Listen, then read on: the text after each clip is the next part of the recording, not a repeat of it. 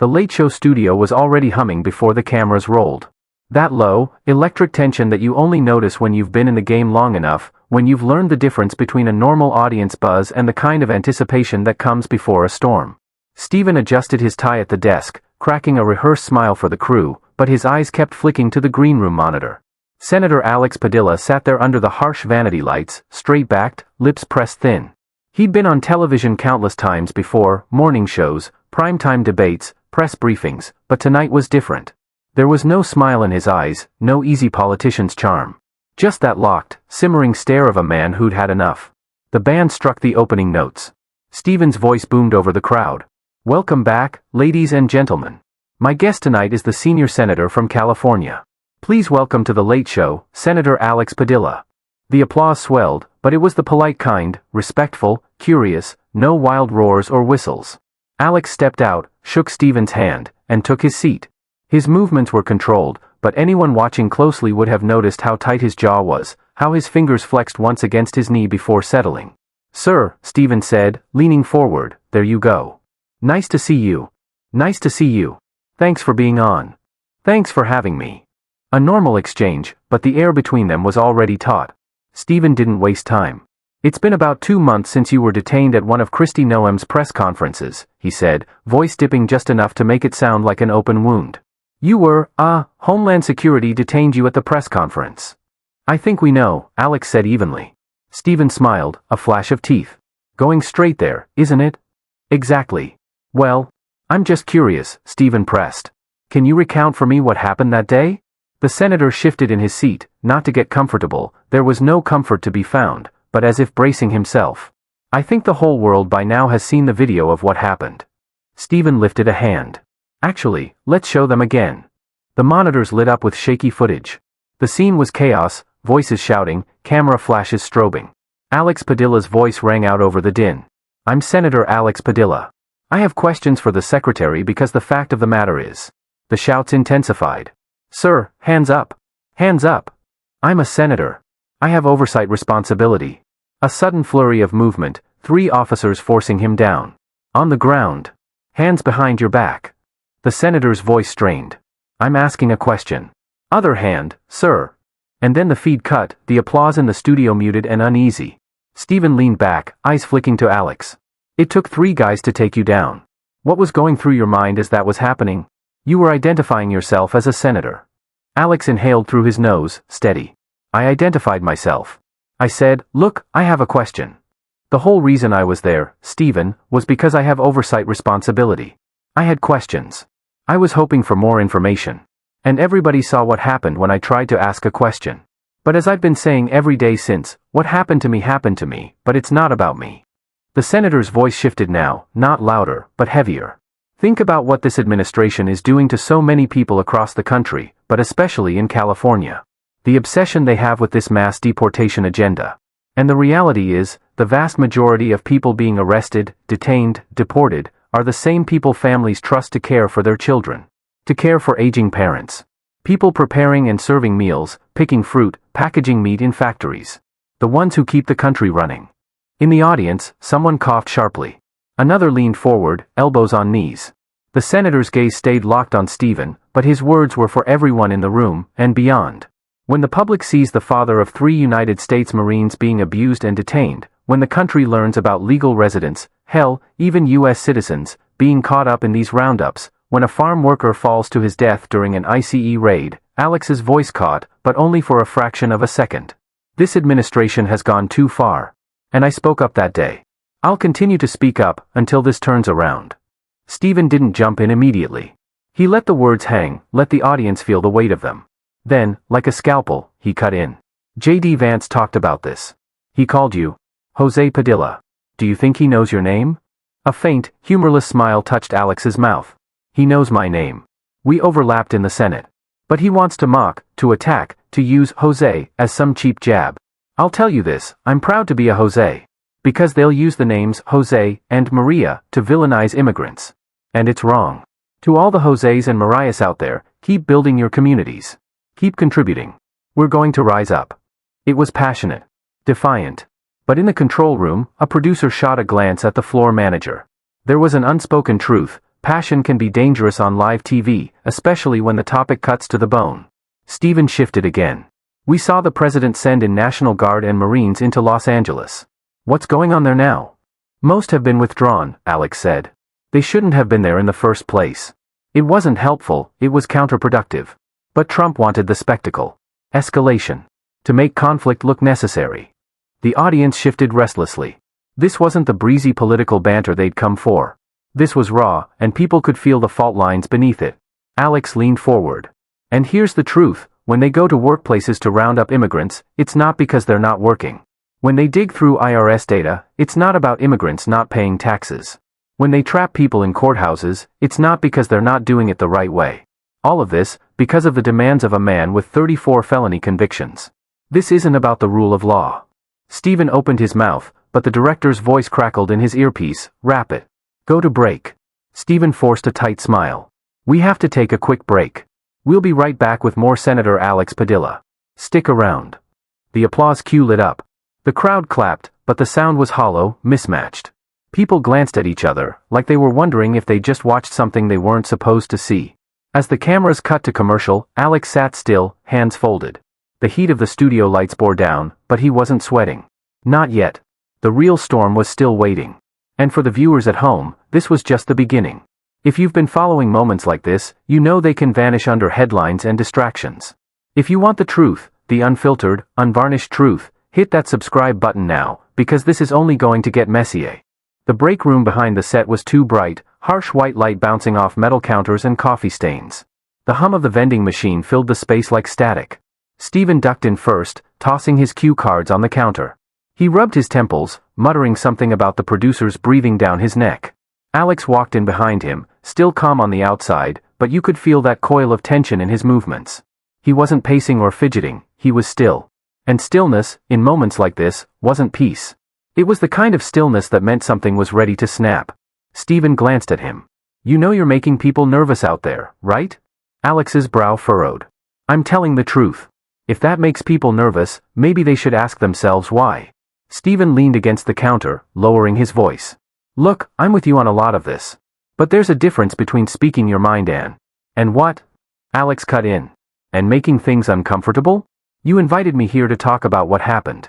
Or was this supposed to be some sanitized apology tour? Stephen didn't answer. The silence stretched until a production assistant poked her head in, eyes darting between the two men. We're back in 60. The senator gave a tight nod and walked past Stephen, back toward the stage. His shoes clicked against the polished floor in slow, deliberate beats. When the cameras rolled again, the tension hadn't gone anywhere, it had only sharpened. The audience sat up straighter. They could feel that something was off script now. Stephen forced a smile. We're back with Senator Alex Padilla. Senator, before the break you mentioned the fear in your community. Let's talk about the political cost of saying these things on national TV. Alex didn't blink. Political cost? You're talking about polls and donors. I'm talking about human lives. I don't care if this costs me re-election. If we keep letting fear dictate policy, we're not a democracy anymore. We're a stage play pretending to be one. The crowd murmured. You could hear a few claps, but also a couple of scattered hums, the kind that meant people were unsure if they agreed or not.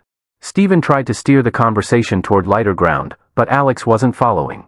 Instead, he leaned forward, elbows on his knees, speaking directly to the camera now.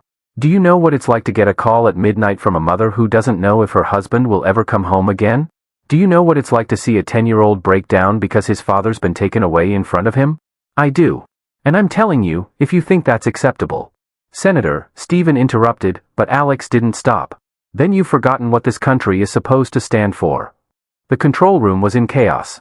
A director's voice barked orders over the comms. Camera 2, stay tight on his face. Don't cut away. Let him hang himself or make history, whichever comes first.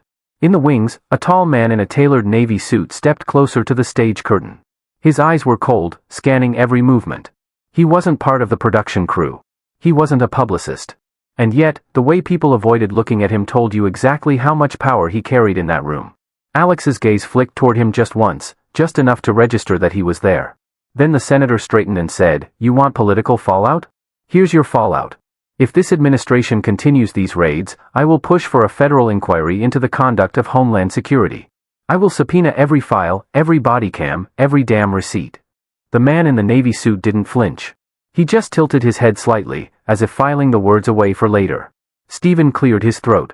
Okay, well, that's certainly a strong statement, Senator. He tried for a laugh, but it fell flat. Let's, shift gears. But the senator wasn't shifting anything. Stephen, you know the footage you played earlier?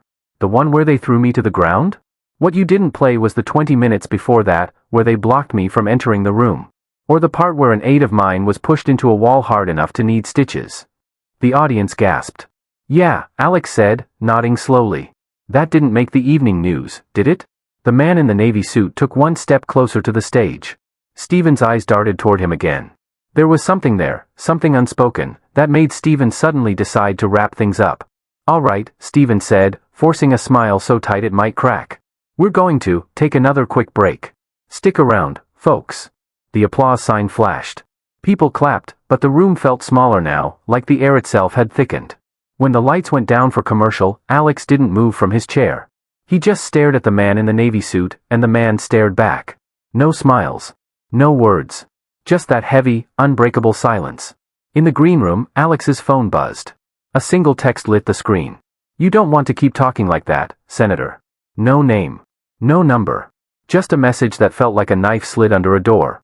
By the time he walked out of the studio that night, the sky over Manhattan was black and wet with rain. Reporters were already outside, shoving microphones into his face. Senator, are you calling for the president's impeachment? Do you have evidence of misconduct? Are you worried about retaliation? Alex didn't answer. Not yet. The night wasn't the time for answers. It was the time for watching.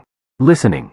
Because when you stand in the middle of a storm like this, the first thing you learn is that the quiet moments aren't safety, they're just the seconds before the next lightning strike. And somewhere in the dark, the man in the navy suit was already making his next move. The storm didn't wait long. By sunrise the next morning, Alex's phone was a minefield of missed calls, texts, and encrypted messages from staff. But one link stood out, a grainy, vertical video uploaded just hours earlier.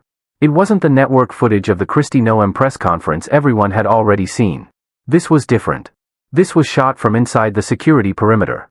The clip opened with a jittery close-up of Alex, standing just beyond the press risers, hands in his pockets, speaking calmly to a uniformed officer. There was no shouting, no raised fists, just words. Then, without warning, a second officer stepped in, shoving him back. The camera jostled as people moved, voices sharp. A third figure entered frame, the man in the navy suit. The voice behind the camera whispered, "That's not standard protocol." And then, the takedown. 3 officers, an elbow to the ribs, a boot grinding into the floor beside Alex's head.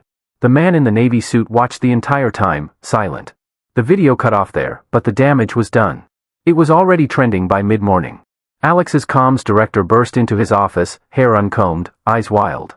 It's everywhere, Twitter, TikTok, even CNN's running it. They're calling it the Padilla incident. Alex set his coffee down slowly. Good. Good? Senator, they're already painting you as a hothead who. Let them, Alex said. Because now I get to show them the rest. By noon, he was live streaming from his Senate office, sleeves rolled to his elbows, the same controlled stillness in his posture as the night before. Behind him, stacks of binders sat on the desk, thick, heavy, labeled in black marker. These, he began, tapping one of them, are sworn statements from individuals detained under this administration's mass deportation operations. People with no criminal records. People with green cards. People who were assaulted in the process. And some of these statements, he pulled one file forward. Match the exact methods used on me. The comments section exploded. Hearts, angry emojis, strings of "We stand with you" flying past. But in the feed sidebar, a smaller headline broke through: White House responds to Padilla, dangerous rhetoric. They were moving fast now. Faster than even he'd expected. That night, as he left a closed-door caucus meeting, Alex found himself in the dim corridor outside the Senate chamber. The marble echoed every footstep, and his own sounded too loud. "You're making a mistake," a voice said behind him. He turned. The man in the navy suit stood at the far end of the hall, hands in his pockets. The corridor between them stretched like a drawn bowstring. "I don't scare easily," Alex said. "You should," the man replied. "You think this is about you? You're a prop. A warning. Every time you open your mouth, someone else's life gets harder. Someone you're not going to see. Someone you're not going to be able to help when you're out of office." Alex took a slow step forward. "You put your hands on me, you put your hands on my staff, you put your hands on people who can't fight back. And you think I'm going to walk away? The man's jaw flexed. You're already on the list. Alex smiled, cold, humorless. Good. Put me at the top. The man didn't move as Alex walked past him, shoulder brushing just enough to make it clear, whatever came next, it wasn't going to be quiet.